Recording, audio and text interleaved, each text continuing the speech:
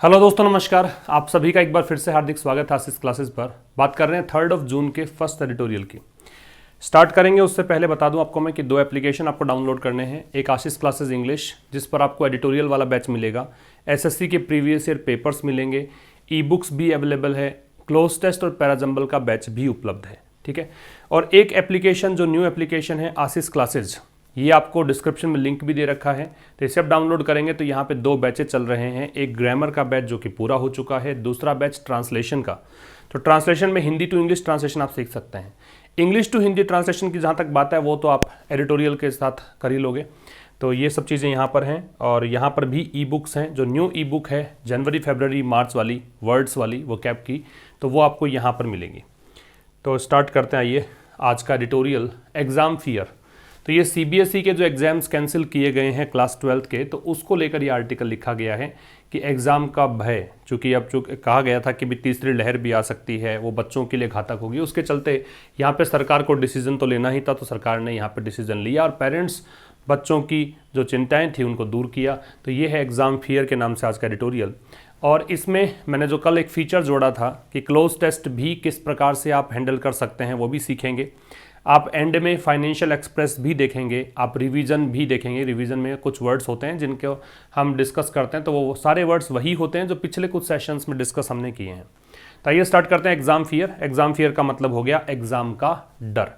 जो नए स्टूडेंट हैं उनको बताना चाहूँगा कि जो ये अंडरलाइंड पार्ट है, ये सब सब्जेक्ट हैं, इनकी वर्ब मैं बता दूंगा और जो इंपॉर्टेंट वर्ड्स है वो आपको नीचे मिल जाएंगे, अदरवाइज मैं यहाँ पे लिख के बता दूंगा आपको। ग्रामर के जो भी कॉन्सेप्ट हों, जो भी नई चीज़ें आपको मिले, वो सब आप नोट करते चलना, पेन नोटबुक लेकर बैठना और ज़रूर से इस सेशन को शेयर कर देना। Several anxieties. देखो, सेवरल का मतलब होता है अनेकों, सेवरल डिटर्मिनर है, इसके बाद में आने वाली नाउन होती है वो कैसी होती है? प्लूरल। एंजाइटीज़ क्या है? देखो, एंजाइटीज़ का मतलब होता है वरीज, तो अनेकों चिंताएं। कैसी चिंताएं? फेस्ड बाय स्टूडेंट्स, जिनका सामना किया गया, किसके सामना किया गया, किसके द्वारा? स्टूडेंट्स के द्वारा, पेरेंट्स के द्वारा, स्कूल्स के द्वारा। और उन एंजाइटीज़ को, ये सब्जेक्ट है, इसकी वर्ब ये हो गई have been calmed. In anxieties को क्या कर दिया गया? काम कर दिया गया। काम का मतलब शांत करना। काम के लिए एक मतलब ये वर्ब के रूप में दे रखा आपको यहाँ पे, इसको लिख सकते हैं आप पैसिफाई करना, शांत करना, मोलिफाई करना। ठीक है, अश्यूज भी कर सकते हो। तो इन चिंताओं को शांत कर दिया गया किसके द्वारा? बाय द डिसीजन, निर्णय के द्वारा। निर्णय क्या था? To cancel the central board of secondary education class 12 examination. ये central board of secondary education CBSE का फुल फॉर्म है। और ये क्या डिसीजन था? कैंसिल करने का सीबीएसई क्लास 12 के एग्जामिनेशन को फॉलोइंग का मतलब इसका अनुसरण करते हुए। किसका अनुसरण करते हुए? A review by the centre, केंद्र सरकार के द्वारा इस चीज़ को रिव्यू किया गया, मतलब सोच विचार किया गया, उसके बाद में ये डिसीजन लिया गया। फॉलोइंग जो है प्रेजेंट पार्टिसिपल होगा। जब 2 काम साथ में हो, simultaneous actions are there, then we have to place a verb that is being denoted in continuous action in ING form and that will be called present participle. एक बार फिर समझना, अनेकों एग्जाम्स, वो एग्जाम जो कि स्टूडेंट्स के द्वारा, मतलब और अनेकों चिंताएं जो कि फेस की जा रही है, किसके द्वारा? स्टूडेंट्स के द्वारा, पेरेंट्स के द्वारा, स्कूल्स के द्वारा। उन चिंताओं को शांत कर दिया गया एक डिसीजन के द्वारा। डिसीजन था सीबीएसई 12th क्लास के एग्जाम को कैंसिल करने का। और ये डिसीजन किसके बाद लिया गया? ये डिसीजन लिया गया सेंटर के बाद, केंद्र सरकार के रिव्यू करने के बाद। ठीक है, तो यहाँ पे सब्जेक्ट था सेवरल एंजाइटी, जिसकी वर्ब है हैव बीन काम्ड। और ये पैसिव का स्ट्रक्चर और है क्योंकि बीन के साथ थर्ड फॉर्म दे रखी है आपको। नेक्स्ट देखिए, shaken by the carnage wrought by the second wave. Shaken का मतलब हिल जाना, शेक, शुक, शेकन, ये 3 फॉर्म्स होती हैं। शेक फर्स्ट फॉर्म है, इसकी सेकेंड फॉर्म करेंगे तो शुक, और थर्ड फॉर्म करोगे तो शेकन। तो शेकन का मतलब हो गया हिलना। जब आप कोई डर के कारण हिल जाओ तो उसको शेकन कह सकते हो। तो शेकन बाय द कार्नेज, कार्नेज का मतलब नरसंहार, जनसंहार, बहुत बड़ी संख्या में लोगों का मर जाना। तो कार्नेज की यहाँ पे सिनोनिम्स दे रखे हैं, स्लॉटर, मैसेकर, किलिंग। ठीक है, तो बहुत बड़ी संख्या में जो लोग मरे, रोट ये हमेशा पास्ट पार्टिसिपल फॉर्म में ही आएगा। ठीक है, याद रखना, रोट जो है ये वर्ब है, ये हमेशा ऐसे ही यूज की जाती है, थर्ड फॉर्म में ही यूज की जाती है। इसका मतलब होता है कॉज्ड समथिंग टू हैपन, किसी चीज़ के घटित होने का कारण बनना। तो कार्नेज, कार्नेज कौन सा, मतलब नरसंहार कौन सा, जो जिसके किसके कारण हुआ, second wave of the pandemic, इस वैश्विक महामारी की दूसरी लहर के कारण जो हुआ, उससे हिलने के बाद the government had little choice. Little का मतलब मैंने बताया था कल परसों में आपको, लिटिल का मतलब पढ़ेंगे नो या नथिंग, तो यहां तो मीनिंग निकल रहा है नो का। लिटिल के पहले अगर ए होता या दे होता तो बात अलग है, अगर ए या दे नहीं है तो इसको पढ़िए नो या नथिंग। तो गवर्नमेंट के पास कोई चॉइस नहीं थी, government had no choice, but यहां पे प्रीपोजिशन का काम करेगा, इसका मतलब है एक्सेप्ट, किसके अलावा चॉइस नहीं थी, to act against possible fresh clusters. Cluster का मतलब क्या होता है, क्लस्टर का मतलब होता है ग्रुप, क्लस्टर से मतलब होता है ग्रुप, ठीक है, और कलेक्शन कह सकते हो, ग्रुप कह सकते हो, समूह कह सकते हो, झुंड कह सकते हो। तो गवर्नमेंट के पास एक ही एक्शन था कि जो संभावित नए झुंड हैं इन्फेक्शन के, जहां कहीं भी संक्रमण मिलता है उनके खिलाफ एक्शन ले। ऑल्दो यद्यपि, दैट विल मीन, यद्यपि इसका मतलब ये होगा, क्या चीज, कंसिडरेबली, कंसिडरेबली का मतलब बहुत ज्यादा, सिग्निफिकेंटली, है ना, या substantially, limited opportunities for students. यद्यपि एग्जाम कैंसिल करने से एक बात जरूर होगी कि इसके कारण स्टूडेंट्स के पास जो अवसर होंगे वो लिमिटेड होंगे। अपॉर्चुनिटीज नाउन है, लिमिटेड यहाँ पे एडजेक्टिव काम कर रहा है। एक बार फिर समझ लो, यहां से बात करें तो इस पूरे सेंटेंस में एक तो आपको दे रखा है गवर्नमेंट, गवर्नमेंट की जो क्रिया है वो हैड दे रखा है, हैड इसकी वर्ब है। इसके बाद में दैट दे रखा है, दैट ये इस पिछली बातों के लिए दे रखा है, ठीक है, क्लोज के लिए दे रखा है। तो यहाँ पे विल मीन इसकी वर्ब है। तो shaken by the carnage wrought by the second wave of the pandemic, तो उस नरसंहार से शेक होने के बाद, हिल जाने के बाद, जो कि किसके कारण हुआ, वैश्विक महामारी की दूसरी लहर के कारण, गवर्नमेंट के पास कोई चॉइस नहीं थी, बल्कि एक ही चॉइस थी कि यहाँ पे कार्रवाई की जाए, जो भी संभावित यहाँ पे नए क्लस्टर्स मिले इन्फेक्शन के, उनके खिलाफ, ठीक है। ऑल्दो, यद्यपि, दैट विल मीन इसका मतलब ये होगा कि considerably limited opportunities for students, कि बहुत ज़्यादा यहाँ पे कमी हो जाएगी अपॉर्चुनिटीज़ के स्टूडेंट्स के लिए। तो यहाँ देखने लायक चीज़ें, कार्नेज थी, रोट था, क्लस्टर था। कार्नेज नरसंहार, जनसंहार, बहुत बड़ी संख्या में लोगों का मारा जाना, तो स्लॉटर, मैसेकर, किलिंग, ये सब इसके सिनोनिम्स हैं। रोट है, ये हमेशा पास्ट पार्टिसिपल फॉर्म में ही आती है, मीन्स ये आपका वर्ब है, और हालांकि यहाँ पे एडजेक्टिव काम करेगा क्योंकि नाउन के बाद में आ रहा है। क्लस्टर है, वो नाउन है, क्लस्टर का मतलब झुंड होता है, ग्रुप कह सकते हो, कलेक्शन कह सकते हो, ठीक है। और बट यहाँ पे प्रेपोजिशन है, तो प्रेपोजिशन के रूप में whenever but is used then it means except के अलावा। लिटिल का मतलब नो या नथिंग है, अगर ए या दे लग रखा होता लिटिल के पहले तो फिर डिफरेंट मीनिंग निकलता, ठीक। आगे बढ़े, कंसिडरेबली का मतलब सिग्निफिकेंटली या फिर सब्सटेंशियली। नेक्स्ट देखो, hopes for predictability in 2021। Predictability क्या होता है, प्रेडिक्शन एक वर्ड सुना होगा, भविष्यवाणी को बोलते हैं। प्रेडिक्टेबिलिटी का मतलब हो गया भविष्यवाणी करने की योग्यता, है ना, भी कोई चीज़ को पहले से ही आप अगर फोर्सी कर लो, पहले से देख लो, तो उसको बोलते हैं प्रेडिक्टेबिलिटी। तो 2021 में कुछ आशाएं लग रखी थी प्रेडिक्टेबिलिटी की, है ना, किसके बाद, आफ्टर द ट्रॉमेटिक। ट्रॉमेटिक का मतलब क्या होता है, ट्रॉमेटिक का मतलब है डिस्टर्बिंग या शॉकिंग या डिस्ट्रेसिंग, मतलब व्यथित कर देने वाला, परेशान करने वाला, मानसिक आघातकारी, ये सब होता है। ट्रॉमेटिक यहाँ पे एडजेक्टिव का काम करेगा, ठीक है। ट्रॉमेटिक क्या है, एडजेक्टिव है। तो कह रहा है वो आशाएं, कौन सी आशाएं, कि 2021 को लेकर कुछ आशाएं लगा के बैठे थे स्टूडेंट्स, उसकी प्रेडिक्टेबिलिटी को लेकर कि 2021 में सब ठीक रहेगा। हमने यही सुना था कि 2020 का फेज निकल गया तो 2021 में सब कुछ ठीक हो जाएगा, संक्रमण इतना घातक नहीं होगा। तो इसके बाद जो ट्रॉमेटिक एक्सपीरियंस है स्टूडेंट्स का, जो मानसिक आघातकारी अनुभव रहा है स्टूडेंट्स का ऑल थ्रू लास्ट ईयर, किसके बाद की बात कर रहा है, कि पिछले साल, ऑल थ्रू मतलब पूरे के पूरे साल जो एक्सपीरियंस रहा स्टूडेंट्स का वो ट्रॉमेटिक रहा। हैव बीन, अब ये हैव बीन आ रहा है हॉप्स को देखकर, ये हॉप सब्जेक्ट है, इसकी verb have been dashed, dashed, have been dashed passive voice है, बीन के साथ थर्ड फॉर्म। तो ये जो आशाएं हैं उनको चकनाचूर कर दिया गया। डैश का मतलब है crash, break, smash, destroy. Destroy यहाँ पे एकदम अप्रोप्रिएट लगेगा आपको, कि इन आशाओं को डेस्ट्रॉय कर दिया गया, नष्ट कर दिया गया, चकनाचूर कर दिया गया, किसके द्वारा, बाय द इमरजेंस। इमरजेंस मतलब इमर्ज होने का प्रोसेस, मतलब उत्पन्न होने का प्रोसेस, अपीयर होने की क्रिया, किसके द्वारा, कि यहाँ पे डबल म्यूटेंट वेरिएंट, तो वेरिएंट है ये वायरस का प्रकार, तो एक डबल म्यूटेंट वायरस का प्रकार, यहाँ पे कोरोना वायरस का प्रकार सामने आ गया, उसके कारण सारी आशाएं धरी की धरी रह गई। दैट हैज स्प्रेड, अब ये दैट आ रहा है इस कोरोना वायरस के म्यूटेंट, जो ये डबल म्यूटेंट है उसके लिए, जो कि फैला है। स्प्रेड की तीनों फॉर्म सेम होती है, स्प्रेड, स्प्रेड, स्प्रेड, जो कि फैला है far and wide. Far and wide एक फ्रेज है, इसका मतलब है एवरीवेयर। कहाँ फैला ये, हर जगह।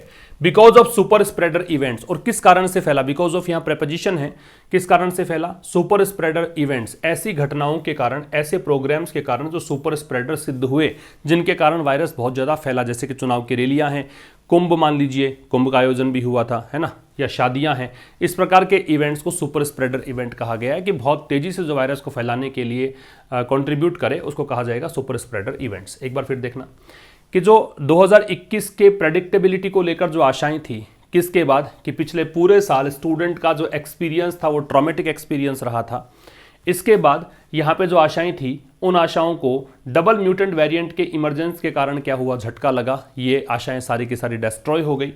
और डबल म्यूटेंट वेरिएंट जो है वायरस का, ये हर जगह फैल गया, कारण क्या था, सुपर स्प्रेडर इवेंट्स के कारण फैल गया। देखने लायक चीज़ हॉप्स की वर्ब है वो हैव बीन डैश्ड है, पैसिव वॉइस है, दैट है तो दैट के लिए हैज़ दे रखा है, दैट यहाँ पे डबल म्यूटेंट वेरिएंट के लिए आ रखा है, रिलेटिव प्रोनाउन है, तो फिर इसका वेरिएंट को देखकर हैज स्प्रेड का प्रयोग है। स्प्रेड की तीनों फॉर्म सेम होती है, फार एंड वाइड जो है वो एक फ्रेज है, इसका मतलब एवरीवेयर है, और हॉप्स यहाँ पे डैश है, डैश का मतलब ये दे रखा आपको क्रैश, ब्रेक, स्मैश या डिस्ट्रॉय, चकनाचूर कर देना या नष्ट कर देना, ठीक। ट्रॉमेटिक का मतलब आपको दे दिया। The government and prime minister Narendra Modi were obviously anxious, anxious का मतलब वरीड, चिंतित, वरीड कह सकते हो, चिंतित कह सकते हो, कई बार ये ईगर का अर्थ भी देता है, उत्सुक का अर्थ भी देता है। तो सरकार और प्रधानमंत्री नरेंद्र मोदी, अब प्राइम मिनिस्टर से पहले द नहीं है क्योंकि इनकम्बेंट पर्सन का नाम आपको जोड़ रखा है, अगर यहाँ नरेंद्र मोदी नाम ऐड किया हुआ नहीं होता तो फिर द प्राइम मिनिस्टर हम लिखते हैं। तो सरकार और प्रधानमंत्री नरेंद्र मोदी वर ऑब्वियसली एंक्शस, ऑब्वियसली का मतलब क्लियरली, ये स्पष्ट रूप से चिंतित थे, किस चीज को लेकर, टू बी सीन, क्योंकि इन्हें अपने आप को दिखाना था, ये पैसिव वॉइस है बी के साथ थर्ड फॉर्म, एज किस रूप में, एक्टिंग डिसाइसिवली, किस रूप में, कि इस रूप में कि भाई हम लोग जो काम कर रहे हैं वो निर्णायक तरीके से करें। डिसाइसिवली का यहाँ पे मतलब होगा रेजोल्यूटली, दृढ़ संकल्पित होकर काम कर रहे हैं, रेजोल्यूटली, ठीक है, निर्णायक तौर पर काम कर रहे हैं ऑन द एग्जामिनेशन क्वेश्चन, जो ये प्रश्न बना हुआ था परीक्षा को लेकर के, परीक्षा होगी कि नहीं, तो इस मुद्दे पर हम लोग काम जो कर रहे हैं बड़े निर्णायक तौर पर काम कर रहे हैं, ऐसा इनको दिखाना था।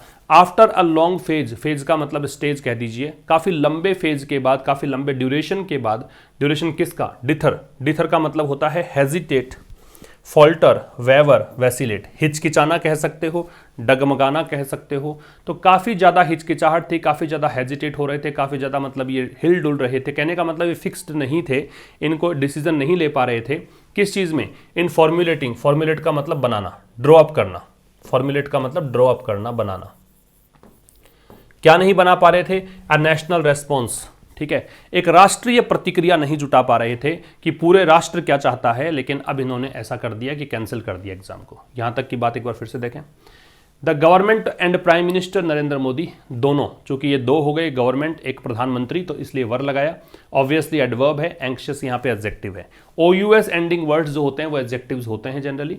तो सरकार और प्रधानमंत्री नरेंद्र मोदी वो क्लियरली वरीड थे, किसके लिए, टू बी सीन, क्योंकि इनको दिखना था, किस रूप में दिखना था, इस रूप में दिखना था कि ये काम कर रहे हैं बड़े निर्णायक तौर पर, किस बात पर, एग्जामिनेशन के क्वेश्चन को लेकर, है ना, after a long phase of dithering, और ये सब कुछ कब हुआ, बहुत लंबा दौर गुजर गया, नेशनल रेस्पॉन्स को फॉर्मुलेट करने में ये डगमगा रहे थे, हिचकिचा रहे थे, उसके बाद काफ़ी लंबा दौर गुजर गया, लेकिन अब इनको ये दिखाना था कि ये रेजोल्यूटली इस मुद्दे पर काम कर सकते हैं। तो the government and prime minister Narendra Modi subject है, तो इसकी वर्ब वर है। फिर इसके बाद में डिथर का मतलब आपको देखना है, डिथर का मतलब हेजिटेट है, फॉल्टर है, वेवर है, वैसिलेटेड, डगमगाना, हिचकिचाना, है ना, ये सब इसके मतलब है। और बी टू बी सीन दे रखा हो, पैसिव है, याद रखें हमेशा जब भी 2+V0 दे रखा हो तो उसका पैसिव बनाना हो आपको, तो उसके कंडीशन में आप बी के साथ थर्ड फॉर्म लगाते हैं, ठीक है। तो ये सब हो गया। आगे देखिए, the decision to cancel the crucial, crucial का मतलब सिग्निफिकेंट, इंपॉर्टेंट, वाइटल, वाइटल कह सकते हो, सिग्निफिकेंट कह सकते हो, महत्वपूर्ण। तो कह रहा है कि जो डिसीजन है किस चीज का, महत्वपूर्ण, जो क्लास 12th पब्लिक एग्जामिनेशन है इसको कैंसिल करने का डिसीजन, एंड रिप्लेस इट, और फिर इसको रिप्लेस करने का, कि भी ये एग्जाम नहीं होगा तो इसकी जगह पे क्या होगा, रिप्लेस के साथ विद लगता है, ठीक है, इसको रिप्लेस किया जाएगा किसके साथ, एन ऑब्जेक्टिव असेसमेंट, असेसमेंट का मतलब होता है इवैल्यूएशन, इवैल्यूएशन कह सकते हो, मूल्यांकन, या फिर इसे आप कह सकते हैं अप्रेजल, अप्रेजल, मूल्यांकन, ठीक है। तो यहाँ पे ऑब्जेक्टिव असेसमेंट की बात की गई कि सीबीएसई एग्जाम नहीं होगा तो फिर ऑब्जेक्टिव असेसमेंट होगा फॉर सर्टिफिकेशन। किस लिए? ताकि सर्टिफिकेट दिया जा सके। और ये जो चीज़ है ये क्या करेगी? हेल्प करेगी boards of education in the states. जो स्टेट बोर्ड्स हैं, जैसे राजस्थान में राजस्थान बोर्ड, बिहार में बिहार बोर्ड, पंजाब में पंजाब बोर्ड, हरियाणा में हरियाणा बोर्ड, इन सबको हेल्प करेगा किस चीज़ में? To move. देखो हेल्प के साथ में टू मूव लगाया इसने, चाहे तो केवल मूव लगा दें तो भी कोई दिक्कत नहीं है। हेल्प के साथ 2+V0 भी लग सकता है और V0 भी लग सकता है, दोनों ही पॉसिबल हैं कि ये भी सेम डायरेक्शन में मूव करें। सेम डायरेक्शन का मतलब है कि जैसे केंद्र सरकार ने सीबीएसई को कैंसिल किया वैसे ही आप भी अपने स्टेट एग्जाम्स को कैंसिल करें इस तरीके से, और वो उसकी जगह पे क्या करें? वो ऑब्जेक्टिव असेसमेंट के द्वारा सर्टिफिकेशन यहाँ पे रिलीज करें। रिपीट कर देता हूँ, द डिसीजन, जो निर्णय है किस चीज़ का? क्रूशियल क्लास 12 पब्लिक एग्जामिनेशन को कैंसिल करने का और क्या करने का? रिप्लेस करने का। इसको किसको? इस एग्जाम को किसके साथ? ऑब्जेक्टिव असेसमेंट के साथ। किस लिए? सर्टिफिकेशन के लिए। ये हेल्प करेगा किस चीज़ की? कि भाई जो स्टेट्स बोर्ड हैं उनको हेल्प करेगा किस लिए? कि वो भी सेम डायरेक्शन में मूव करें, ऐसा ही डिसीजन लें। तो यहाँ पे डिसीजन सब्जेक्ट था, इसकी वर्ब जो है वो क्या हो जाएगी? Will help. और बाकी यहाँ पे कुछ देखने लायक कुछ था नहीं। असेसमेंट का सिनोनिम बताया मैंने, इवैल्यूएशन या फिर अप्रेजल। एक वर्ड बताता हूँ आपको, देखो एक वर्ड होता है अप्राइज। अप्राइज का मतलब होता है टू इन्फॉर्म, सूचित करना। तो ये वर्ड भी ध्यान रखना, कई बार अप्रेज और अप्राइज में थोड़ा सा कंफ्यूजन हो जाता है, तो इसको याद रखना। अप्राइज का मतलब इन्फॉर्म करना है, अप्रेजल का मतलब मूल्यांकन है। आज का एडिटोरियल बहुत आसान है, वैसे ज़्यादा कुछ डिफिकल्ट नहीं मिलेगा आपको। कुछ जो वर्ड्स मिलते हैं वो नोट करते चलना।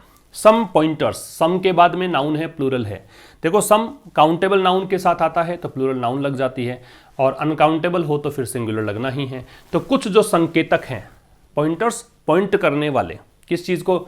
To an assessment scheme. जो ये एक मूल्यांकन की स्कीम है कि आप ऑब्जेक्टिव असेसमेंट लोगे तो उसके प्रति जो एक असेसमेंट स्कीम है उसके प्रति कुछ पॉइंटर्स हैं, कैन बी फाउंड, इनको पाया जा सकता है। तो ये पॉइंटर्स को देखकर आपको दे रखी है वर्ब, ये सब्जेक्ट है, इसकी verb can be found, passive है, बी के साथ थर्ड फॉर्म। जब कोई मॉडल दे रखा हो तो मॉडल के होने पर आपका जो पैसिव वॉइस बनता है वो बी के साथ थर्ड फॉर्म लग के बनता है। तो इसको पाया जा सकता है, फाइंड किया जा सकता है किस में? In the CBSE submission. Submission क्या होता है? सबमिट करने का प्रोसेस। भी आपने कोई चीज़ मेंशन करी है, आपने कोई चीज़ सबमिट की है, आपने कोई चीज़ क्या कह सकते हो, मतलब आपने कोई हलफनामा दायर किया, ऐसा कहते हो ना, कोर्ट के अंदर कोई चीज़ को दायर किया है, उसको बोलते हैं सबमिशन। सबमिट करने का प्रोसेस है। नाउन है क्योंकि सीबीएसई अपोस्ट्रोफी एस के बाद दे रखा है तो फिर नाउन ही होगा, क्योंकि अपोस्ट्रोफी वाला जो केस है वो जिनेटिव केस होता है, और जिनेटिव केस होता है वो नाउन ही होता है, क्योंकि केस नाउन के ही पॉसिबल हैं। तो कुछ पॉइंटर्स जो हैं असेसमेंट स्कीम को लेकर, उनको फाइंड किया जा सकता है किस में? सीबीएसई के सबमिशन में। सीबीएसई ने सबमिट किया था कहां पर? पिछले साल सुप्रीम कोर्ट में। ठीक है, सुप्रीम कोर्ट से पहले दे लगेगा, ध्यान रखें। व्हेन द पेंडेमिक प्रिवेंटेड, कब? पिछले साल की बात कर रहा है जब। अब ये व्हेन जो है वो एडवर्ब ऑफ टाइम है ना, और ये उस समय की बात है पिछले साल की जब पेंडेमिक ने प्रिवेंट किया था, रोका था the completion of class 12 examinations. Class 12 की जो परीक्षाएं थी उनको ये पूरा नहीं होने दिया था इस पेंडेमिक ने। उस समय यहाँ पे एक चीज़ यहाँ पे सबमिट की थी सुप्रीम कोर्ट के सामने सीबीएसई ने। वो क्या चीज़ थी? वो ये चीज़ ये थी कि फॉर स्टूडेंट्स के लिए who could not take the examination, वो स्टूडेंट जो कि एग्जाम नहीं दे सके। एक बात याद रखें, टेक एग्जाम का मतलब गिव एग्जाम होता है। एग्जाम देने के लिए टेक यूज करते हैं, एग्जाम लेने के लिए गिव यूज करते हैं, उल्टा होता है इसमें। एग्जाम देना टेक एग्जाम, एग्जाम लेना तो फिर गिव एग्जाम, ध्यान रखना। तो ये स्टूडेंट है, इस कारण से टेक दे रखा है। तो वो स्टूडेंट जो कि, अब ये हु रिलेटिव प्रोनाउन है, स्टूडेंट्स के लिए आ रहा है, तो वो स्टूडेंट जो कि एग्जाम नहीं दे सके, एज इन दिल्ली, जैसे कि दिल्ली में, ठीक है। Then internal practical and project assessment. तो जो इंटरनल एग्जाम मतलब स्कूल खुद ही एग्जाम ले ले, प्रैक्टिकल पता ही आपको, प्रोजेक्ट बनाकर असेसमेंट हो, वॉज प्रपोज्ड, तो इसका प्रस्ताव रखा गया, पैसिव वॉइस है। एज ए प्रॉक्सी, प्रॉक्सी का मतलब हमने कल भी देखा था, सब्सटीट्यूट को बोलते हैं, ऑल्टरनेटिव को बोलते हैं सब्सटीट्यूट। किसी दूसरे के स्थान पर आना, रिप्रेजेंटेटिव बोलते हैं, ये कल बताया था मैंने आपको, रिप्रेजेंटेटिव को बोलते हैं, ठीक है, किसी दूसरे का स्थान ले लेना। तो अब ये जो चीज़ है, ये असेसमेंट जो है ना, कि इसमें इंटरनल प्रैक्टिकल प्रोजेक्ट असेसमेंट जो है, इसका प्रस्ताव रखा गया एक प्रॉक्सी के रूप में, कि ठीक है आप जो एग्जाम लेते हो वैसे उसकी जगह पे ये एग्जाम ले लीजिए, टू अराइव एट रिजल्ट्स। किस लिए? ताकि आप रिजल्ट पर पहुंच सकें, ठीक है। विद एन ऑप्शन, और इसमें एक विकल्प मिल जाएगा आपको, टू इंप्रूव परफॉर्मेंस, परफॉर्मेंस को इंप्रूव करने का, एट अ सब्सिक्वेंट एग्जामिनेशन। किस में? बाद वाले एग्जाम में, ठीक है। जैसे मान लो 12th एग्जाम है ट्वेल्थ के बाद में नीट या जी एग्ज़ाम देते हैं स्टूडेंट्स, तो उसमें अब आपको पता ही नहीं है कुछ भी, आपने तैयारियां नहीं की, आप मतलब प्रमोट हो गए सीधा सीधा, तो फिर तो आप मतलब हर बच्चा ही बैठ जाएगा एग्जाम में। लेकिन परफॉर्मेंस इंप्रूव करने के दृष्टिकोण से कुछ यहाँ पे असेसमेंट हो ताकि पता लगे कि हाँ ये इंटेलिजेंट स्टूडेंट है और वही मतलब फाइट करे, इस तरीके से हो। तो ये सब्सिक्वेंट का मतलब है आफ्टरवर्ड्स। आफ्टरवर्ड्स सब्सिक्वेंट का मतलब बाद में, एडजेक्टिव है ये। यहाँ तक की बात फिर देख लो, कह रहा है कि भी कुछ पॉइंटर्स, कुछ यहाँ पे संकेत किसको लेकर, असेसमेंट को लेकर। असेसमेंट से पहले एन क्यों है, क्योंकि वाउल साउंड है। वाउल साउंड अगर देता है कोई नाउन का फर्स्ट लेटर तो वहां पे एन लगेगा। तो कुछ जो पॉइंटर्स है असेसमेंट स्कीम को लेकर, उनको पाया जा सकता है किसमें, सीबीएसई के सबमिशन में। सीबीएसई ने एक बात सबमिट की थी सुप्रीम कोर्ट में पिछले साल कब, जब इस पेंडेमिक ने रोक दिया था किसको, क्लास 12 के एग्जामिनेशंस को। तो यहां तक की अगर बात करें तो सम पॉइंटर सब्जेक्ट था, इसकी वर्ब कैन बी फाउंड है। फिर द पेंडेमिक सब्जेक्ट है, इसकी वर्ब प्रिवेंटेड है। इसको बोलते हैं कॉलन, ये कॉलन है।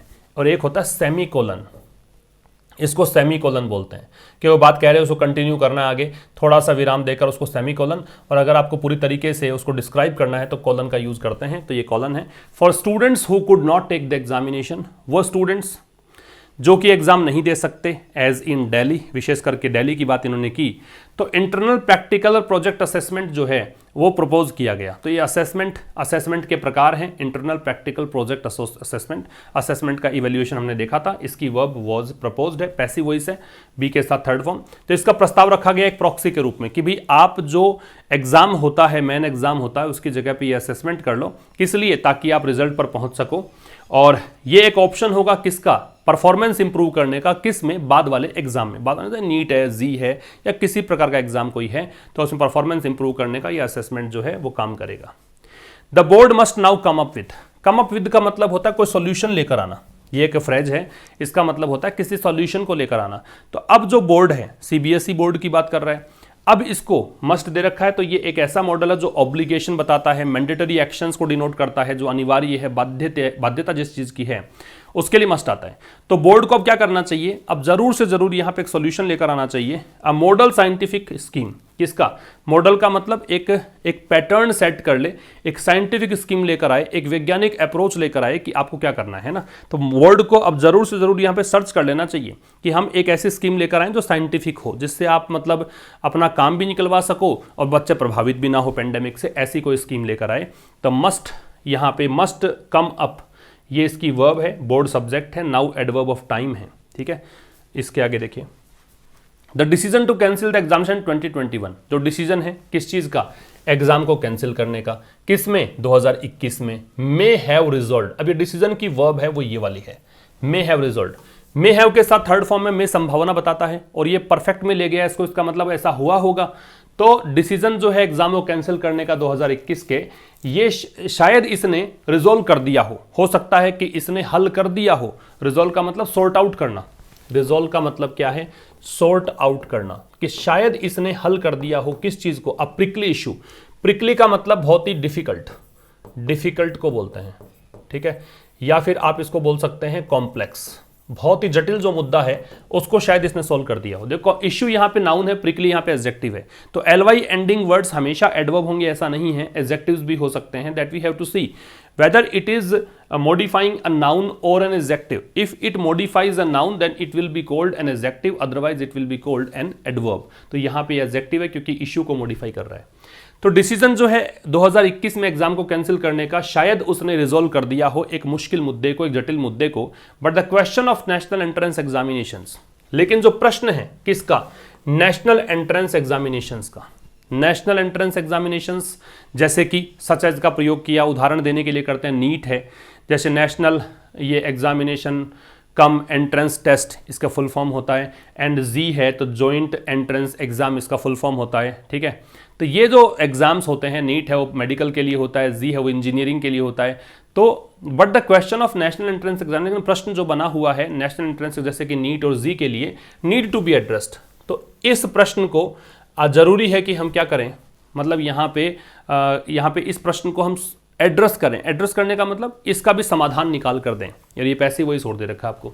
एक बार फिर समझना कि जो डिसीजन है 2021 में एग्जाम को कैंसिल करने का, हो सकता है कि उसने एक डिफिकल्ट मुद्दे को सॉल्व कर दिया हो, लेकिन जो प्रश्न है नेशनल एंट्रेंस एग्जामिनेशंस का है ना, जो नेशनल एंट्रेंस एग्जामिनेशंस है उसको लेकर जो क्वेश्चन मार्क लगा हुआ है कि राष्ट्रीय स्तर की परीक्षाएं हैं उनका क्या करोगे, जैसे कि नीट और जी की परीक्षाएं हैं, तो इस प्रश्न को अब यहाँ पे नीट मत करो, नीड्स कर दो, क्योंकि ये क्वेश्चन को देखकर दे रखा है, गलत दे रखा है, नीड्स टू बी एड्रेस, तो इस चीज को एड्रेस किए जाने की जरूरत है, इस चीज को सॉर्ट आउट किए जाने की जरूरत है importantly.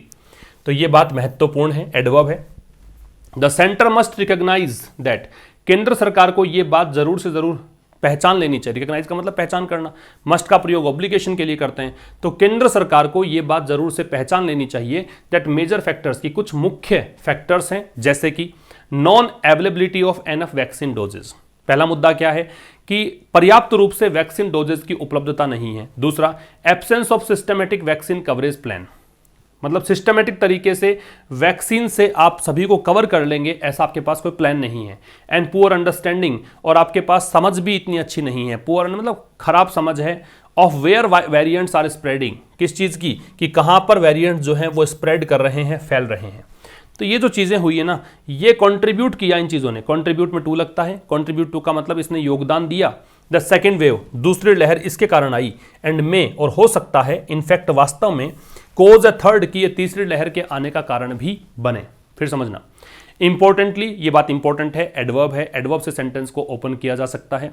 The centre must recognise, की केंद्र सरकार को जरूर से जरूर यहाँ पे मेजर फैक्टर्स जो हैं उनको क्या करना चाहिए, रिकॉग्नाइज करना चाहिए। मेजर फैक्टर्स कौन से हैं, जैसे कि एनफ वैक्सीन डोजेस की उपलब्धता नहीं है, ठीक है, पर्याप्त रूप से वैक्सीन डोजेस आपके पास नहीं है। दूसरी चीज, absence of a systematic vaccine coverage plan, आपके पास एक सिस्टमेटिक वैक्सीन कवरेज प्लान नहीं है कि किस सिस्टम से आप वैक्सीन से लोगों को कवर करेंगे, वो प्लान नहीं है। पुअर अंडरस्टैंडिंग, आपके पास खराब समझ है, ठीक है, पुअर का मतलब यहाँ पे बेड से है।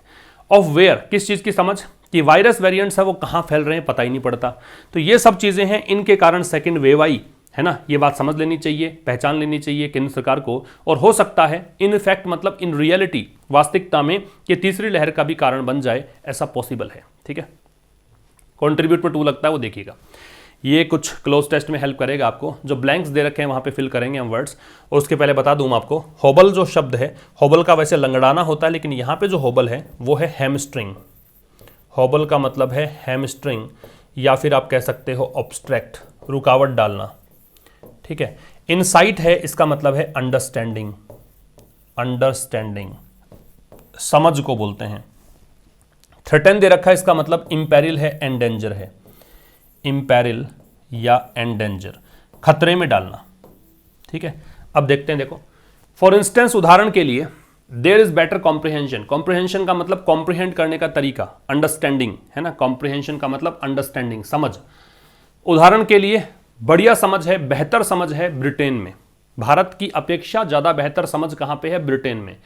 ऑफ वेयर, जहां पे the variant of concern, variant of concern का मतलब वायरस का वो रूप जो चिंता का कारण बना हुआ, कंसर्न का मतलब क्या होता है, वरी होता है, तो वो वायरस का रूप जो चिंता का कारण बना हुआ है, इनिशियली आइसोलेटेड फ्रॉम इंडिया, जो शुरुआत में भारत से आइसोलेट किया गया। आइसोलेट का मतलब है जीनोम सीक्वेंसिंग के द्वारा भारत में बता दिया गया कि हाँ ये एक वायरस जो है वो डेंजरस वायरस है, ठीक है, उसका नाम है B.1.617.2, is spreading in that country, वो उस देश में फैल रहा है, ठीक है।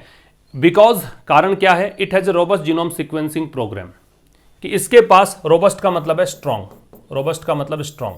जीनोम सीक्वेंसिंग में क्या होता है, ये एक तरीका होता है जिससे आप जीनोम के, जीन के स्ट्रक्चर का पता लगा सकते हो कि जीन में बदलने की कितनी संभावनाएं हैं, किस प्रकार के म्यूटेंट्स बनाएगा, ये सब पता लगा सकते हो। रिपीट कर रहा हूं, उदाहरण के लिए, there is better comprehension, better comprehension को देखकर इज है, इन्वर्जन लगा हुआ है, देयर से स्टार्ट है, कि ज्यादा बेहतर समझ है ब्रिटेन में। Of where the variant of concern initially isolated from India is spreading in that country, तो यहां पे क्या, ब्रिटेन ऑफ वेयर, जहां का जो वेरिएंट ऑफ कंसर्न था, जहां पे वो वायरस का प्रकार जो चिंता का विषय था, इनिशियली आइसोलेटेड फ्रॉम इंडिया, जो शुरुआत में भारत में आइसोलेट किया गया, इसका ये प्रकार है, इज स्प्रेडिंग, वो फैल रहा है, इन दैट कंट्री, उस देश में, बिकॉज, कारण क्या है, it has a robust genome sequencing program, उसके पास बहुत ही मजबूत एक प्रणाली है जीनोम सीक्वेंसिंग की। कहने का मतलब ये मतलब निकाल लेते हैं, आइसोलेट कर लेते हैं कि भाई ये वायरस का प्रकार है, ये इस प्रकार का बिहेव करेगा, ये नेचर रहेगा वायरस का, ये सब निकालने की क्षमता इनके पास हमारे देश से ज़्यादा बेहतर है, इनके पास अंडरस्टैंडिंग ज़्यादा बेहतर है, ठीक है। फिर इसके बाद में जस्ट शार्प डैश, अब ये शार्प है वो एडजेक्टिव है ना, सच शार्प, ऐसी जो शार्प जो भी है नाउन लगेगा क्योंकि एडजेक्टिव लग रखा है। अब नाउन लगेगा तो देखो होबल तो है, नाउन है नहीं, ये वर्ब है, और थ्रेटन है वो भी वर्ब है, तो इनसाइट लग जाएगा। ठीक है, तो यहाँ पे कर देंगे इनसाइट। तो सच शार्प अंडरस्टैंडिंग, ऐसी जो शार्प अंडरस्टैंडिंग है, ऐसी जो मतलब गहरी समझ है, टुगेदर विद द अवेलेबिलिटी, और किसके साथ, यहाँ पे समझ के साथ साथ और चीज़ें भी हैं, यहाँ पे फ्री और वाइड स्प्रेड टेस्टिंग भी है, ब्रिटेन की बात कर रहा है, मतलब मुफ्त में टेस्टिंग कर सकते हो। वाइड स्प्रेड टेस्टिंग मतलब बड़े स्तर पर टेस्टिंग करने का वहाँ पे उपलब्धता है। इज क्रूशियल, तो ये जो समझ है, अब हालांकि सब्जेक्ट इसका ये बनेगा क्योंकि टुगेदर विद दे दिया, टुगेदर विद जो है वो प्रेपोजिशनल फ्रेज होती है, और प्रेपोजिशन या प्रेपोजिशनल फ्रेज के बाद जो शब्द लगता है वो ऑब्जेक्ट होता है, और वर्ब जो होती है वो सब्जेक्ट को देखकर लगती है, तो सब्जेक्ट तो यहाँ पे इनसाइट है, इनसाइट को देखकर इज लग रखा है। ठीक है, तो जो ऐसी जो शार्प इनसाइट है किसके साथ, फ्री और वाइड स्प्रेड टेस्टिंग की उपलब्धता के साथ। भी ब्रिटेन के अंदर मुफ्त में टेस्टिंग हो रही है और बड़े स्तर पर टेस्टिंग हो रही है, इसके साथ साथ बड़ी गहरी समझ भी है। इज क्रूशियल, ये महत्वपूर्ण है, किस लिए, वेव्स को रोकने के लिए। किसकी वेव्स, संक्रमण की लहर को रोकने के लिए। That dash to dash the country, संक्रमण कौन से, वो संक्रमण जो कि टू डैश द कंट्री। अब वो संक्रमण जो कि होबल करते हैं टू थ्रेटन द कंट्री, या फिर थ्रेटन करते हैं टू होबल द कंट्री, वो आपको देखना है। तो संक्रमण जो कि डराते हैं, वो संक्रमण जो कि इंपेरिल करते हैं, किस चीज का खतरा पैदा करते हैं, होबल द कंट्री, के देश में रुकावट पैदा होगी, देश के मतलब जो प्रगति करना चाह रहा है देश उसमें रुकावट पैदा होगी। ये सही सीक्वेंस होना चाहिए। एक बार फिर समझ लो, क्या से देखा, उदाहरण के लिए there is better comprehension in Britain, Britain में ज़्यादा बेहतर समझ है, of where the variant of concern, जहाँ का जो ये वायरस वेरिएंट ऑफ कंसर्न था, मतलब ब्रिटेन का ये वायरस था, ये जो चिंता का प्रकार था, initially isolated from India B.1.617.2 is spreading in that country. कि समझ किस चीज़ की, कि जो वेरिएंट ऑफ कंसर्न था उस देश का, जो शुरुआत में भारत के अंदर आइसोलेट किया गया, ये इसका प्रकार है, ये उस देश में फैल रहा है ना। Is spreading in that country because it has a robust genome sequencing program, क्योंकि इसके पास काफ़ी बेहतर जीनोम सीक्वेंसिंग प्रोग्राम है। फिर हमने देखा कि ऐसी जो शार्प अंडरस्टैंडिंग है किस चीज़ के साथ, कि वहाँ पे फ्री और वाइड स्प्रेड टेस्टिंग अवेलेबल है, ये महत्वपूर्ण है। क्रूशियल का मतलब इंपॉर्टेंट है, किस लिए, इन्फेक्शंस की लहर को रोकने के लिए, वो लहर जो कि यहाँ पे खतरा पैदा करती है, किस चीज़ का, देश को देश में रुकावट डालने का, है ना, होबल करने का। देश जो प्रगति के पथ पर बढ़ता है आगे, उसमें रुकावट डालने के लिए जो खतरा पैदा करती है उन इन्फेक्शंस की लहर को। तो देखो सीक्वेंस, अगर मैं यहाँ पे पहले होबल करूँगा फिर थ्रेटन करूँगा तो ये मामला बैठेगा नहीं, इसलिए इन्फेक्शंस को देखकर यहाँ पे मैंने थ्रेटन लगाया। वो संक्रमण की लहरें, जो संक्रमण की लहरें खतरे में डालती है, टू होबल द कंट्री, और किस चीज़ का खतरा है, होबल करने का देश को। ठीक है, the plight of students, plight का मतलब होता है दुर्दशा कह दो, प्लाइट का मतलब डिफिकल्टी स्टेट या सिचुएशन, कोई भी स्थिति कह दो। तो स्टूडेंट्स की जो दुर्दशा है, विच इज एंगेजिंग गवर्नमेंट्स, अब ये दुर्दशा के लिए आ रहा है कि वो दुर्दशा जो कि सरकारों को एंगेज किए हुए है। एंगेज करने का मतलब सरकारें अब स्टूडेंट के मामले में सोच रही हैं। ठीक है, तो जो प्लाइट है स्टूडेंट्स की, विच आ रहा है तो ये प्लाइट के लिए आ रहा है। ठीक है, तो इस कारण से इज है, वो दुर्दशा जो कि सरकारों को एंगेज की हुई है। अब ये हैज़ टू इसके लिए आ रहा है, has to become a top priority. Has to का मतलब हो गया ये अंडर कंपल्सन है, जरूरी है। तब जरूरी ये है कि ये टॉप प्रायोरिटी बन जाए। स्टूडेंट्स की जो दशा है, स्टूडेंट्स की जो स्थिति है, वो अब टॉप प्रायोरिटी होनी ही चाहिए, मतलब सबसे बड़ी प्राथमिकता होनी चाहिए। सिंगापुर है just approved mRNA vaccine, Singapore ने अभी अप्रूव किया है mRNA वैक्सीन कवरेज को। mRNA वैक्सीन एक टेक्निक है, इसमें क्या होता है कि भाई आपको जो वैक्सीन मिलेगी उसमें सेल्स को ये इंस्ट्रक्ट करती है वैक्सीन की भी, आप मतलब ये प्रोपेल करती है कि ये प्रोटीन बनाए, और प्रोटीन से फिर क्या होगा, एंटीबॉडीज विकसित होंगी। ये है mRNA टेक्निक। तो कह रहा है कि सिंगापुर ने अभी हाल ही में अप्रूव किया है mRNA वैक्सीन कवरेज को, किसके लिए, बच्चों के लिए, 12 साल के बच्चों के लिए और उनसे बड़े बच्चों के लिए। जस्ट एज जैसा कि यूएस रेगुलेटर FDA, जैसे हमारे ICMR है वैसे यूएस में FDA है, ये रेगुलेटर संस्था है। तो इसने भी क्या कर दिया है, हैज है। अब हैज के बाद में ये अप्रूव्ड लगाने की जरूरत इसने समझी नहीं, वरना ये अप्रूव्ड हो जाता।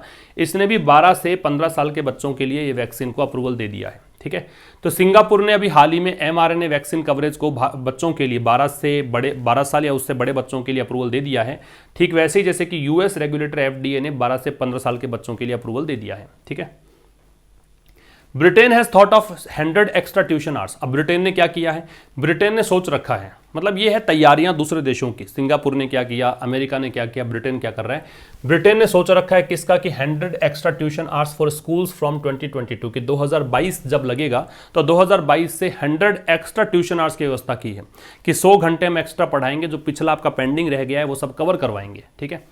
There can not be an dash wait. अब ये एन इंक्लूडिंग और इंटरमिनेबल, इंटरमिनेबल का मतलब होता है एंडलेस, ये एडजेक्टिव है भाई, एंडलेस कह सकते हो, अनएंडिंग कह सकते हो, अंतहीन कह दीजिए, ठीक है, ये एडजेक्टिव है। इंक्लूडिंग है वो प्रेपोजिशन होता है, ध्यान रखिएगा, ये प्रेपोजिशन किसी चीज के समेत। तो देखो there can not be an dash wait. अब जो कि वेट आ रहा है, वेट नाउन है, नाउन के पहले क्या लगेगा, एडजेक्टिव लगेगा, एडजेक्टिव लगेगा तो इंटरमिनेबल कर दो, इंटरमिनेबल ये लग जाएगा यहां पे, ठीक है। तो ब्रिटेन ने सोच रखा है कि 100 ट्यूशन आवर्स एक्स्ट्रा हम अरेंज करेंगे 2022 से स्टूडेंट्स के लिए। There can not be an interminable wait. अब कह रहा है कि भाई वैक्सीन्स के लिए अंतहीन तो मतलब वेट हो नहीं सकता, देयर से स्टार्ट है तो ये इंटरमिनेबल वेट को देखकर कैन नॉट बी दे रखा है, ये इन्वर्जन है। तो वैक्सीन के लिए इंटरमिनेबल वेट नहीं हो सकता कि वैक्सीन को ट्रिकल डाउन करे ऑल तक। ट्रिकल डाउन का मतलब सबसे पहले ऊपरी स्तर पर कोई चीज है और वो धीरे धीरे धीरे धीरे सब तक जाएगी, है ना, वो ट्रिकल डाउन है, धीरे धीरे ड्रिबल करेगी। ड्रिबल बूंद बूंद पद्धति होती है ना सिंचाई की, वैसे है कि कोई सिस्टम के अंदर ऊपरी स्तर पर सबसे पहले, फिर धीरे धीरे ये रिश्ते रिश्ते या स्लो रेट पर सभी तक चली जाएगी, उसको बोलते हैं ट्रिकल डाउन। तो मतलब ये इंटरमिनेबल वेट नहीं कर सकते, अब इतना मतलब अंतहीन वेट नहीं हो सकता कि वैक्सीन सभी तक पहुंचे। The centre must take responsibility, केंद्र सरकार को जिम्मेदारी लेनी ही पड़ेगी, मस्ट दे रखा मतलब जरूर से ऐसा होना चाहिए, तो केंद्र सरकार को जिम्मेदारी लेनी ही पड़ेगी किसके लिए, टू प्रोवाइड देम, कि वो प्रोवाइड करे, देम अब यार देम वैक्सीन के लिए, टू एवरीवन कि वैक्सीन सभी को प्रोवाइड की जाए, डैश स्टूडेंट्स, और उसमें स्टूडेंट्स भी शामिल हो, तो इंक्लूडिंग स्टूडेंट्स ये है प्रेपोजिशन, तो स्टूडेंट्स को शामिल करते हुए सभी को वैक्सीन मिले, ठीक है। अब देखिए रिवीजन में प्रॉम्प्ट शब्द है, प्रॉम्प्ट का मतलब ये कल के सेकंड एडिटोरियल में था, प्रॉम्प्ट का मतलब होता है गिव राइज टू, या फिर कह सकते हो ब्रिंग अबाउट, या फिर आप कह सकते हो कोज, मतलब किसी चीज के घटित होने का कारण बनना, ठीक है, किसी चीज के घटित होने का कारण बनना, प्रॉम्प्ट प्रेरित करना। प्रोस्पेक्टिव का मतलब होता है पोटेंशियल, संभावित, पोटेंशियल कह सकते हो, पॉसिबल कह सकते हो, संभावित। टेन्यूअस, ये कल के एडिटोरियल में जो हेडलाइन थी आपकी उसी में से था टेन्यूअस। टेन्यूअस का मतलब शेकी होता है, कमजोर, वीक कह सकते हो, शेकी कह सकते हो। स्लाइट भी मतलब निकलता है हल्का फुल्का, ये भी अर्थ निकलता है। क्रशिंग, क्रशिंग का मतलब सीवियर कह दीजिए, बहुत ही गंभीर हो, सीवियर हो, उसको बोलते हैं क्रशिंग। और मतलब जो डिवास्टेटिंग भी कह सकते हो इसको, नुकसान पहुंचाने वाला, छत विछत करने वाला, डिवास्टेटिंग। फिर बुलवाक है, बुलवाक का मतलब डिफेंस होता है, रक्षा को बोलते हैं, प्रोटेक्शन कह सकते हो, फोर्टिफिकेशन कह सकते हो, ये बुलवाक है। सुरक्षा कवच जो होता है उसको बोलते हैं बुलवाक, फोर्टिफिकेशन, प्रोटेक्शन, डिफेंस। इसका स्क्रीनशॉट आप ले लीजिए। अब हम बात करेंगे फाइनेंशियल एक्सप्रेस की। ओनली 69% ऑफ द पर्सन्स, तो कह रहा है कि केवल 69% लोग ही, हु वर ऑफर्ड, जिनको ऑफर किया गया। अब ये हु जो है वो पर्सन्स को देखकर है, इसलिए यहाँ पे वर है, तो वो लोग जिनको ऑफर किया गया वर्क, कि काम मिल जाएगा आपको under the rural employment guarantee scheme, जो गांव की एक एम्प्लॉयमेंट गारंटी स्कीम है, रोजगार गारंटी स्कीम है, एमजी नरेगा जिसको बोलते हैं, उसके तहत। तो उन व्यक्तियों को जिनको ऑफर किया गया था उनमें से केवल 69% ही टर्न अप हुए। टर्न अप का मतलब अराइव, कम, अपीयर, आए, मतलब 69% लोग ही आए फॉर इट, इस रोजगार के लिए। 1 जून तक की कहानी तो यही है। In the current financial year, वर्तमान वित्त वर्ष में, अगेंस्ट, अब यहां पे अगेंस्ट का मतलब के विरुद्ध नहीं है, इस अगेंस्ट का मतलब है इस कंपैरिजन में, किसके कंपैरिजन में, अराउंड 85%, लगभग, अराउंड का मतलब अप्रोक्सीमेटली 85% लोग आए थे इन द लास्ट 2 ईयर्स, पिछले 2 सालों में। रिफ्लेक्टिंग, ये दर्शाते हुए, अ रैपिड स्प्रेड ऑफ कोविड-19, क्या दर्शाते हुए कि बहुत तेज गति से फैलाव हो रहा है कोविड-19 का, कहां पर, गांव के क्षेत्रों में। एंड प्रोबेबली, और संभवतया, हेजिटेंसी, हिचकिचाहट है, हेजिटेंसी हिचकिचाहट है, ऑन द पार्ट ऑफ का मतलब इनकी तरफ से, या बाई कह सकते हो, किनकी तरफ से, पीपल, लोगों की ओर से, to be expose to the virus. और हेजिटेंसी किस कारण से है कि हो सकता है कि वायरस की चपेट में आ जाए। एक्सपोज का मतलब होता है चपेट में आना, और एक्सपोज में टू लगता है कि किसकी चपेट में आने की बात कर रहे हैं। रिपीट कर देता हूं कि वो लोग जिनको वर ऑफर्ड पैसिव वॉइस है, जिनको काम ऑफर किया गया किसके तहत, rural employment guarantee scheme MG NREGA के तहत। ये ग्रामीण क्षेत्रों में रोजगार गारंटी की स्कीम है। इसके तहत जो लोगों को ऑफर किया गया वर्क, उनमें से 69% लोग ही टर्न अप हुए, मतलब आए इसके लिए। कब तक, 1 जून तक। कब की बात कर रहा है, वर्तमान वित्त वर्ष की। किसकी तुलना में, लगभग 85% लोग आए थे पिछले 2 सालों में, इसकी तुलना में अब की बार कम आए।